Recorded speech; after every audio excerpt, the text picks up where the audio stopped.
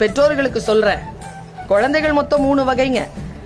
ஒன்று, நல்லா படிக்கும், நிறைய மார்க் வாங்கும், புத்திசாலி, அடி வாங்காது, சூப்பரா இருக்கும்.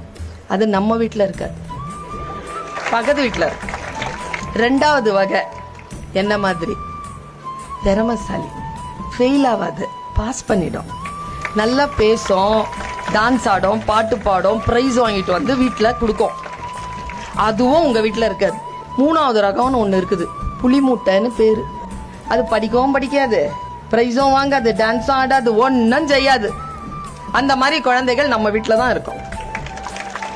கை தட்டி காட்டி கொடுக்குதுங்க பாரு. அந்த மாதிரி குழந்தை இருக்கின்ற வீடு பாக்கியசாலிகள் கொண்ட வீடு.